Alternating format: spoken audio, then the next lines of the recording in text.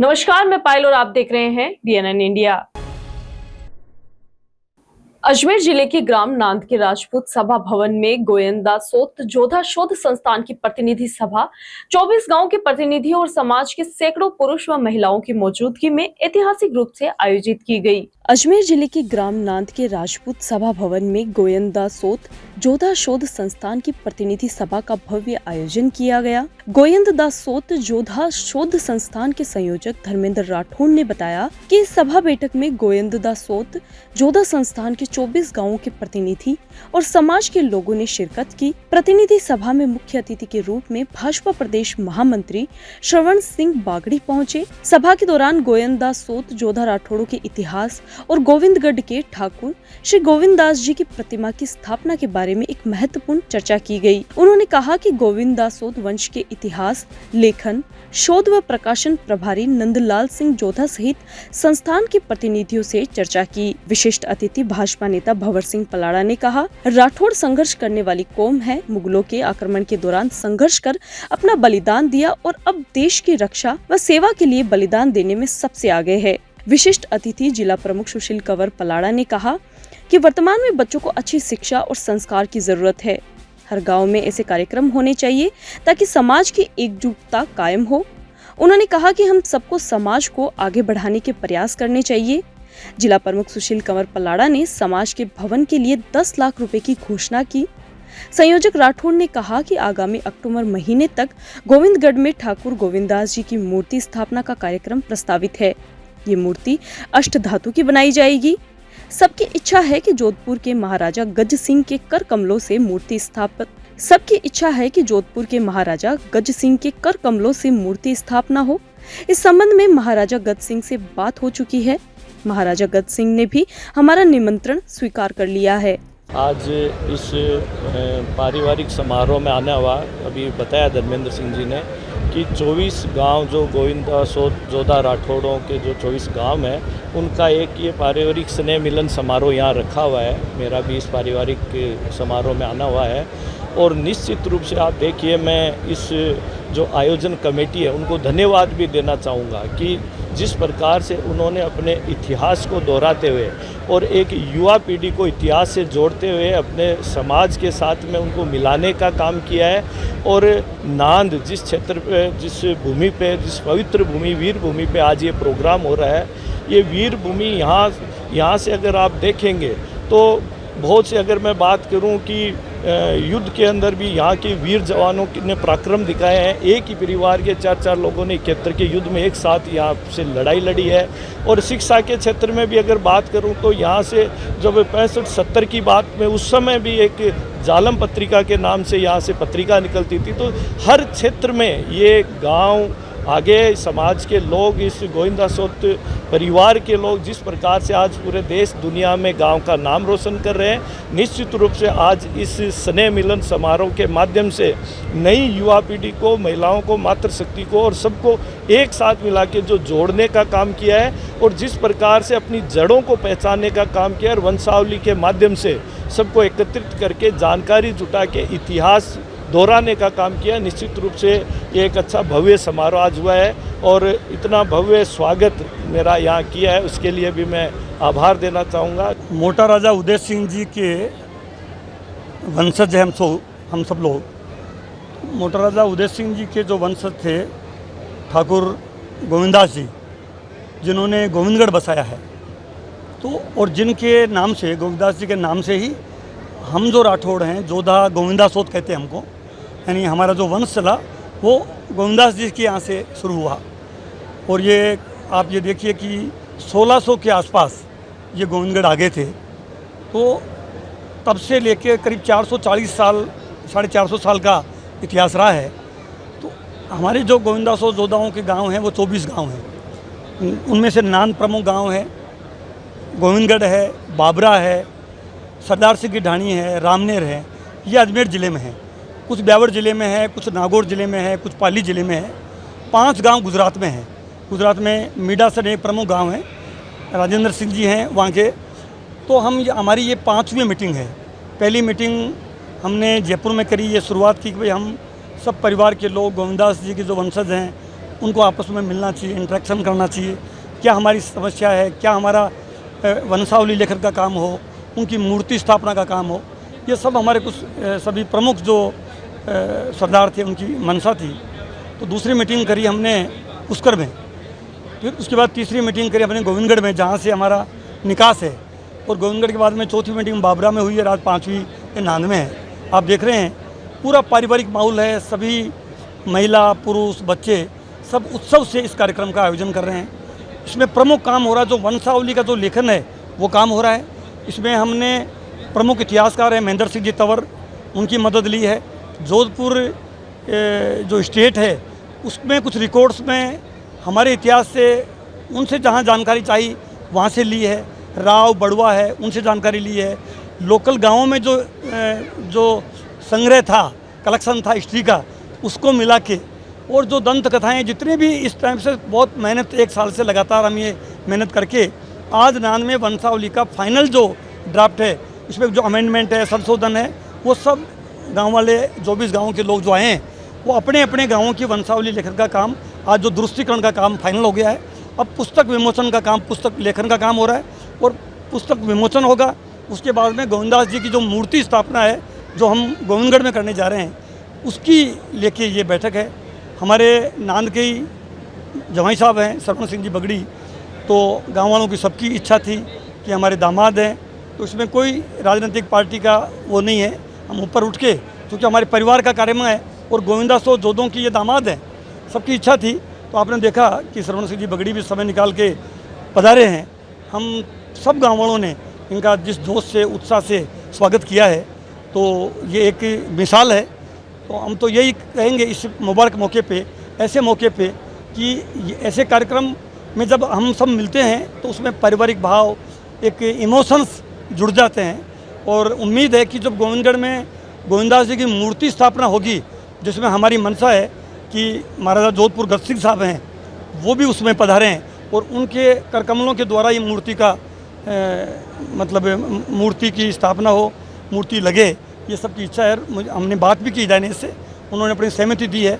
तो जल्दी हम सितंबर-अक्टूबर में ठाकुर गोविंदास जी की मूर्ति। उदयपुर में करंट लगने से डॉक्टर की हुई मौत के मामले में अजमेर के रेजिडेंट डॉक्टर सोमवार को तीसरे दिन भी 2 घंटे के कार्य बहिष्कार पर रहे। रेजिडेंट डॉक्टर्स एसोसिएशन ने इमरजेंसी के बाहर काली पट्टी बांधकर विरोध जताया। उदयपुर में करंट लगने से डॉक्टर की हुई मौत के मामले में अजमेर के रेजिडेंट डॉक्टर सोमवार को तीसरे दिन भी 2 घंटे के कार्य बहिष्कार पर रहे। रेजिडेंट डॉक्टर्स एसोसिएशन ने इमरजेंसी के बाहर काली पट्टी बांधकर विरोध जताया। मामले में सरकार से जल्द डॉक्टर के परिवार को न्याय देने की मांग की है। अजमेर प्रेसिडेंट डॉक्टर एसोसिएशन के अध्यक्ष डॉक्टर दिलराज मीणा ने बताया कि उदयपुर के रविंद्रनाथ टैगोर मेडिकल कॉलेज में पिछले दिनों नागौर के रहने वाले डॉक्टर रवि शर्मा की करंट लगने से मौत हो गई थी। इसे लेकर प्रदेश भर के साथ ही अजमेर में रेजिडेंट डॉक्टर्स 2 घंटे का कार्य बहिष्कार कर विरोध कर रहे हैं। सोमवार को भी कार्य बहिष्कार कर विरोध जताया गया। मीणा ने कहा कि उदयपुर और जयपुर दोनों जगह तैयार की गई पोस्टमार्टम रिपोर्ट अलग अलग आई है। ये एक बहुत बड़ी विडंबना है, हमारे देश, हमारे लिए और सबके लिए है। इसी से सभी रेजिडेंट डॉक्टर्स आहत हैं। जो डॉक्टर की असली मौत का कारण है उसे ही छुपाया जा रहा है। इसका ही रेजिडेंट विरोध कर रहे हैं। जब तक दोषी अधिकारियों पर कार्रवाई नहीं होती है तब तक प्रोटेस्ट जारी रहेगा।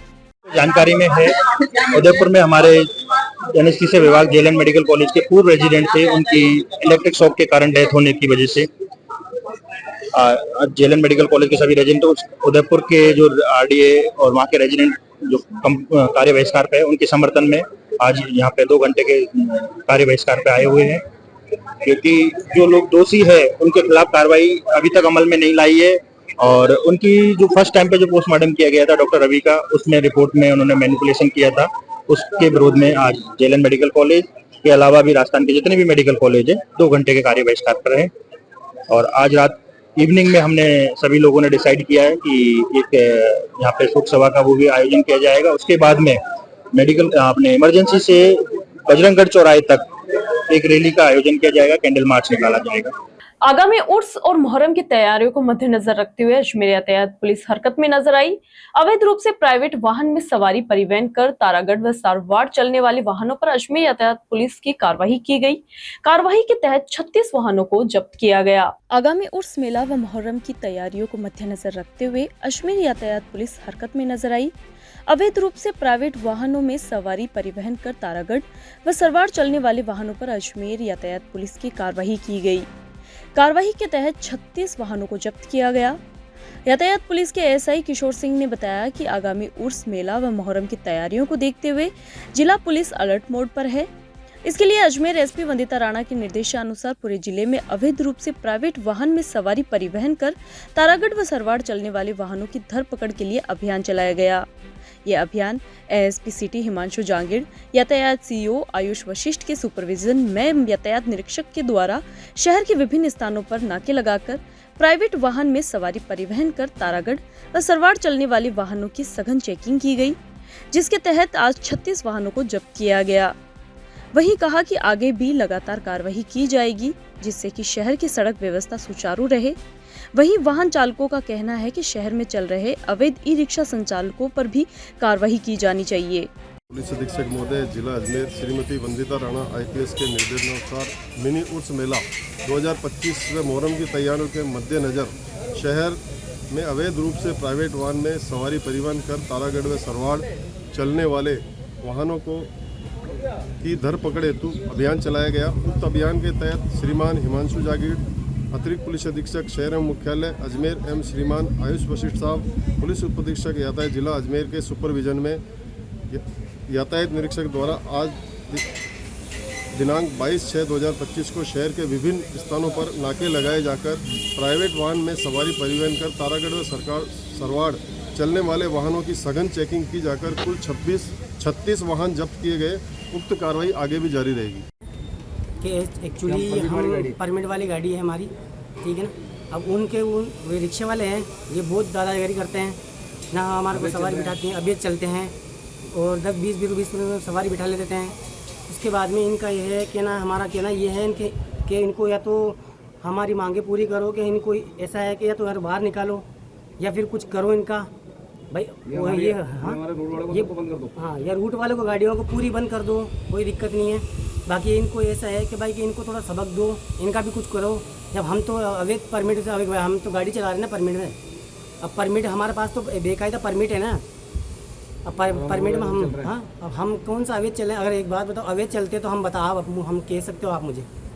इसलिए सर ऐसा है, हमारी मांगे है कि है इनको ना कुल मिला के रिक्शे वाला को करो। विश्व ओलंपिक दिवस के अवसर पर अजमेर जिला ओलंपिक संघ व हॉकी अजमेर के संयुक्त तत्वावधान में चंद्रवरदाई स्टेडियम में राज्य स्तरीय फ्रेंडशिप हॉकी मैच आयोजित हुआ। इस कार्यक्रम में मुख्य अतिथि के तौर पर राजस्थान ओलंपिक संघ के कोषाध्यक्ष अरुण सारस्वत ने शिरकत की। विश्व ओलंपिक दिवस के अवसर पर अजमेर जिला ओलंपिक संघ व हॉकी अजमेर के संयुक्त तत्वावधान में चंद्रवरदाई स्टेडियम में राज्य स्तरीय फ्रेंडशिप हॉकी मैच आयोजित हुआ। इस कार्यक्रम में मुख्य अतिथि के तौर पर राजस्थान ओलंपिक संघ के कोषाध्यक्ष अरुण सारस्वत ने शिरकत की। हॉकी अजमेर के सचिव देवेंद्र सिंह शेखावत ने बताया कि भारत में विश्व ओलंपिक दिवस मनाने का मुख्य उद्देश्य खेलों को बढ़ावा देना, लोगों को शारीरिक गतिविधियों में शामिल होने के लिए प्रोत्साहित करना और ओलंपिक मूल्यों जैसे उत्कृष्टता, मित्रता और सम्मान को बढ़ावा देना है। ये दिन खेलों के माध्यम से एकजुटता का दिन है। बताया कि भारत में ओलंपिक की महत्ता के बारे में नियम, कायदे, कानूनों के बारे में खिलाड़ियों को अवगत करवाया गया, जिसके लिए कोषाध्यक्ष अरुण सारस्वत का संबोधन भी रहा, जिससे कि भारत से ज्यादा खिलाड़ी ओलंपिक की ओर अग्रसर हो और विश्व स्तर पर भारत के नाम का परचम लहराया जाए। हॉकी खिलाड़ियों के बीच एक फ्रेंडशिप मैच आयोजित किया गया, जिसमें कोषाध्यक्ष अरुण सारस्वत ने खिलाड़ियों के खेल के प्रति हौसला अफजाई की और एकता व खेलों के प्रति अपनी ईमानदारी निष्ठा को लेकर शपथ दिलाई। इस अवसर पर कई हॉकी खिलाड़ियों ने अपनी उपस्थिति दर्ज करवाई। जैसा कि आपको विदित है कि आज अंतर्राष्ट्रीय ओलंपिक दिवस है। आज इस अवसर पर जिला ओलंपिक संघ अजमेर एवं हॉकी अजमेर द्वारा इस ओलंपिक दिवस का आज यहाँ पर आयोजन किया गया। इस आयोजन में आज के मुख्य अतिथि हमारे राजस्थान ओलंपिक संघ के कोषाध्यक्ष आदरणीय अरुण कुमार जी सारस्वत रहे। इस अवसर पर भारतीय ओलंपिक संघ द्वारा मार्गदर्शन के अनुसार भारतीय ओलंपिक संघ ने कहा कि छात्रों को जहां एक और ओलंपिक खेल के बारे में भावनाओं से अवगत कराया जाए, तो वहीं ओलंपिक चार्टर के अंदर दिए गए सिद्धांतों और उनके नियमों का भी उल्लेख किया जाए। और इन सब का खिलाड़ियों को ज्ञान देने के लिए माननीय अरुण जी का यहाँ पर आज संबोधन रहा। और इस कार्यक्रम में अरुण जी ने जहाँ एक और ओलंपिक के सिद्धांतों की महत्वता बताते हुए खेल को आत्मसात करने का प्रण दिलवाया छात्रों को, खिलाड़ियों को, और वहीं जिला ओलंपिक संघ द्वारा और हॉकी अजमेर द्वारा राज्य स्तरीय हॉकी मैच एक कराया गया। और इस अवसर पर यहाँ रुकते एक छोटे से ब्रेक के लिए, जल्द हाजिर होंगे खबरों की नए सफर के साथ। कैंसर बीमारी ही ऐसी है, चिंता तो होगी ना। लेकिन अब अपनी चिंता को बदलो विश्वास में, क्योंकि आदिनाथ कैंसर मेडिसिटी में है रेडियोथेरेपी, कीमोथेरेपी और कैंसर सर्जरी के उपचार के साथ आधुनिक सुविधाएं भी। विजिट करें आदिनाथ कैंसर मेडिसिटी एट चाची आवास Ajmer.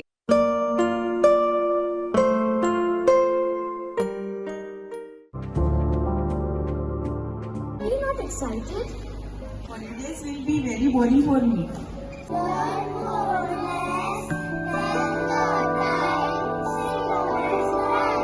And opt for using black rice and sugar. This black rice has a very unique flavor.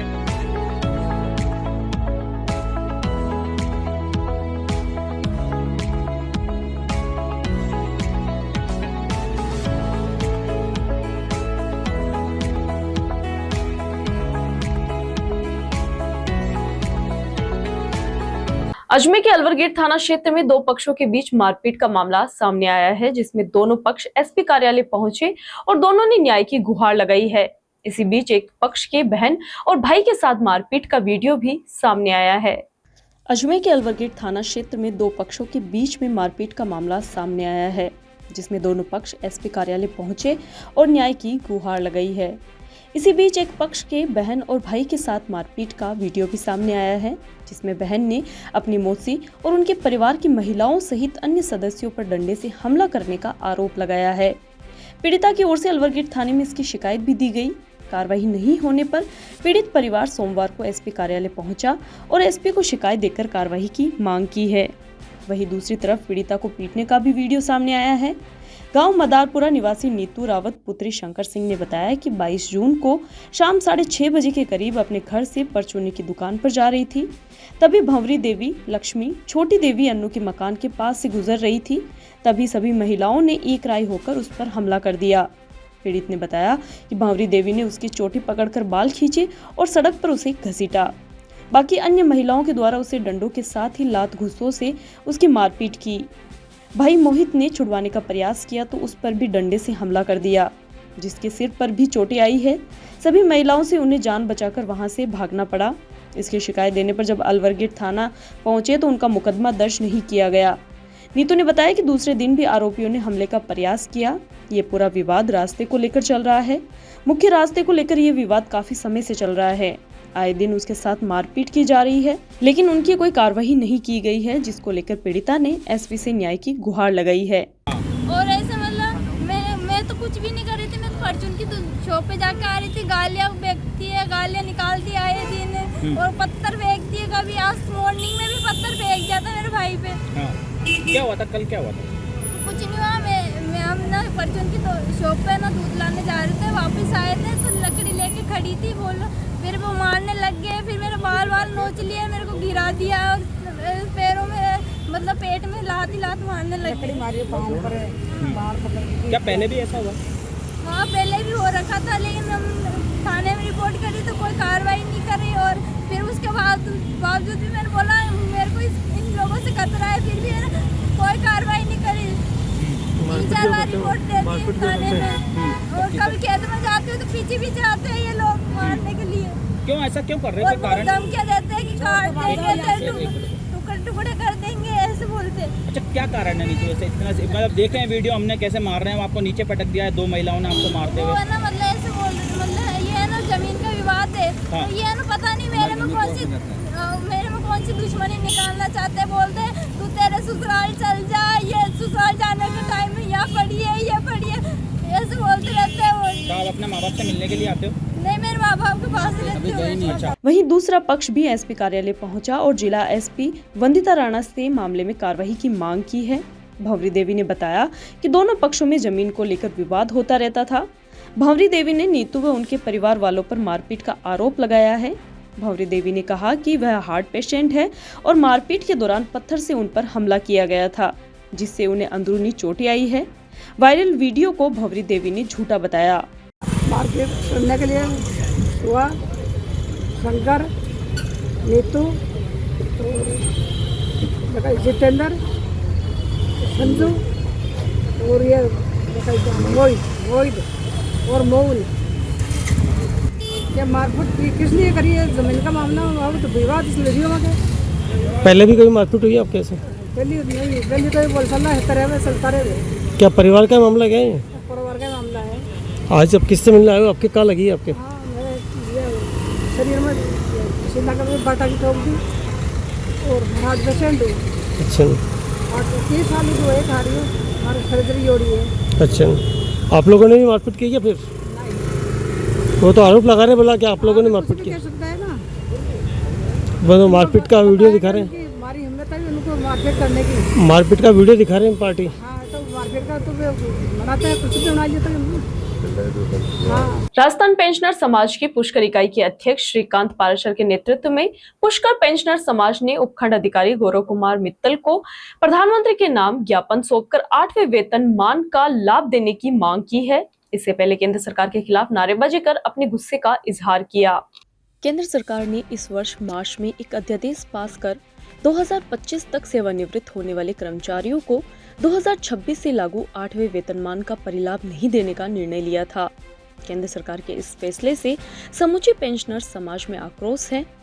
आज राजस्थान पेंशनर समाज की पुष्कर इकाई के अध्यक्ष श्रीकांत पाराशर के नेतृत्व में पुष्कर पेंशनर समाज ने उपखंड अधिकारी गौरव कुमार मित्तल को प्रधानमंत्री के नाम ज्ञापन सौंपकर 8वें वेतनमान का लाभ देने की मांग की है। इससे पहले केंद्र सरकार के खिलाफ नारेबाजी कर अपने गुस्से का इजहार किया। श्रीकांत पाराशर ने बताया कि हमेशा से पेंशनर समाज को सभी लाभ बराबर दिए जा रहे हैं। पहली बार सरकार ने ऐसा कुठाराघात किया है जिसे सहन नहीं किया जाएगा। यदि मांग नहीं मानी गई तो शीर्ष नेतृत्व के निर्देशानुसार बड़ा आंदोलन करेंगे। सचिव गजेंद्र भाटी ने बताया कि ज्ञापन देने वाले में राजस्थान पेंशनर समाज पुष्कर के पदाधिकारी रामनिवास वशिष्ठ, गणेशी लाल कुमावत, केजी पाराशर, गजेंद्र भाटी, सत्यप्रकाश शर्मा, राधेश्याम पाराशर, वैद्य राधेश्याम शर्मा सहित बड़ी संख्या में पेंशनर्स बंधु उपस्थित रहे। सरकार ने मार्च 25 में एक विधेयक पास करके हमारे जितने भी पेंशनर भाई हैं इनके हितों पर कुठाराघात किया है।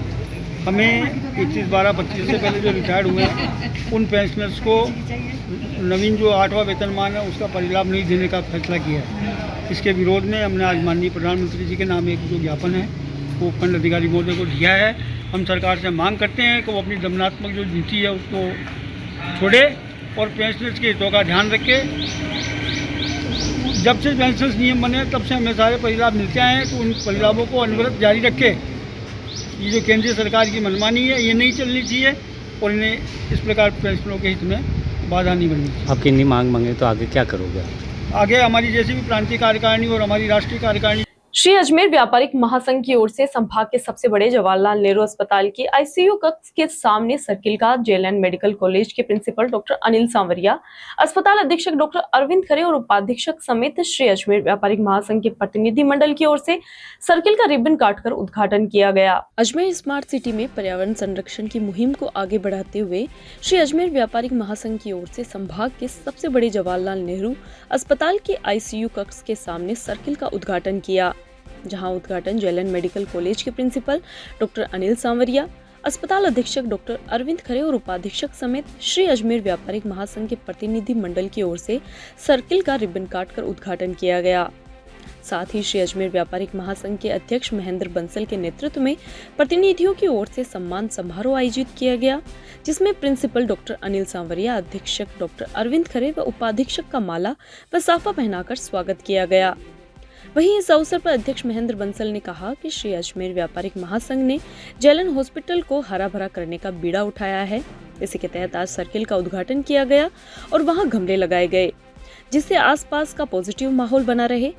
वहीं बताया कि अस्पताल प्रशासन की ओर से आग्रह किया गया है, जिसके फलस्वरूप महासंघ अपनी जिम्मेदारी समझते हुए अस्पताल में पाथवे बनवाएगा और टॉयलेट भी आने वाले दिनों में बनवाएगा, जिससे व्यवस्थाएं सुचारू हो।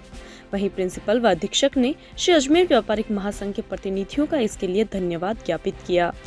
परिसर में अजमेर व्यापारिक महासंघ के द्वारा हमारे ग्रीन कॉरिडोर बनाने का संकल्प लिया गया है और ये सी पीछे की तरफ यहाँ टॉयलेट भी बनाएंगे।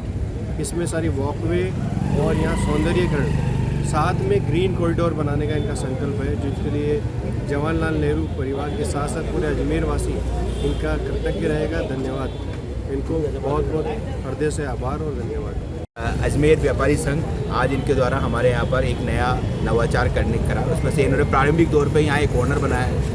उसके बाद में हम लोगों ने इनसे निवेदन किया कि साहब हमारे यहाँ पर जो अगर आसपास का एरिया जो है उसमें एक तो ग्रीन कॉरिडोर बना दें और एक कैजुअलिटी का कंटिन्यूएशन का टॉयलेट बनवा दें और यहाँ पर जो पाथवे बनवा दें दोनों तरफ। तो इस सब के लिए इनके व्यापार संघ ने इसमें अजमेर शहर में मानसून के दौरान जल भराव की स्थिति से निपटने के लिए नगर निगम ने अग्निशमन केंद्र में बाढ़ नियंत्रण कक्ष शुरू किया। नगर निगम ने अग्निशमन विभाग ने आपात स्थिति को देखते हुए एक जेसीबी और एक ट्रैक्टर ट्रॉली के साथ ही मिट्टी के 5000 कट्टे रखवाए। जरूरत पड़ने पर इनकी संख्या में बढ़ोतरी की जा सकती है। अजमेर शहर में मानसून के दौरान जल भराव की स्थिति से निपटने के लिए नगर निगम ने अग्निशमन केंद्र में बाढ़ नियंत्रण कक्ष शुरू किया। नगर निगम ने अग्निशमन विभाग ने आपात स्थिति के लिए एक जेसीबी और ट्रैक्टर ट्रॉली के साथ ही मिट्टी के 5000 कट्टे रखवाए हैं। जरूरत पड़ने पर इनकी संख्या में बढ़ोतरी भी की जा सकती है। अग्निशमन विभाग के अधिकारी ने बताया कि शहर में आगामी मानसून की स्थिति को देखते हुए अजमेर एसपी के निर्देशानुसार अग्निशमन केंद्र बाढ़ नियंत्रण कक्ष शुरू किया गया है। ड्रैगन लाइट, 4 लाइफ जैकेट, 4 बड़े और 4 छोटे ट्यूब, 3 बड़े रस्से रखवाए गए हैं। इसके साथ ही निगम के ट्रॉम्बे स्टेशन 16 मड पंप रखवाए गए हैं। नगर निगम के अतिरिक्त मुख्य अभियंता प्रेम शंकर शर्मा को ये जिम्मेदारी दी गई है कि गत वर्ष वार्डों में जलभराव की स्थिति रही है, वहां वर्षा ऋतु से पूर्व पानी की निकासी के लिए यदि नाली के निर्माण की आवश्यकता हो तो वो करवाएं। साथ ही जलभराव वाली जगहों को चिन्हित कर उन पर आवश्यक कार्रवाई की जाए। सफाई कर्मचारी वगैरह है और मड पंप और ये जो ट्रैक्टर वगैरह वाले रहेंगे हमारे जो ट्रांबे स्टेशन से जब कभी भी सूचना आ जाएगी हमारे पास में तो अवेलेबल करा देंगे हम। जहाँ जहाँ भी पानी भरेगा उसके लिए हमारे पास में जैसे 24 घंटे स्टाफ कार्यरत अवस्था में रहेगा। साथ ही जो इसके जो डूब क्षेत्र में जो पानी भरेगा उसके लिए मड पंप वगैरह और लाइफ जैकेट वगैरह है, रस्से वगैरह है और गाड़ियाँ वगैरह 24 घंटे तैनात रहेगी। लगभग अभी 5000 कट्टे भरवा रहे हैं, जिससे मतलब जब कभी भी आवश्यकता पड़ेगी तो उस क्षेत्र में हम ट्रैक्टर से द्वारा इसको पहुंचा देंगे वहाँ पे। सर, जैसा चेतावनी मिली है 5 दिनों तक भारी बरसात की, हमारे स्टाफ की छुट्टियां वगैरह भी रद्द की हुई है और हमारे जो वीकली ऑफ है उसको भी मतलब रोक दिया गया है। साथ ही निगम से हमने करीब 20 सफाई कर्मचारी की मांग की है, अभी तो हमको उपलब्ध करा देंगे जो 24 घंटे कार्यरत अवस्था में रहेंगे। कभी भी ऐसी कोई बात हुई, जहाँ कहीं भी आपदा हुई तो हमारे जो स्टाफ रहेगा, अधिकारी वगैरह रहेंगे 24 घंटे तैनात। खबरों के सफर में अभी सिर्फ इतना ही, फिर हाजिर होंगे खबरों की नई सफर के साथ। तब तक के लिए दीजिए इजाजत। नमस्कार।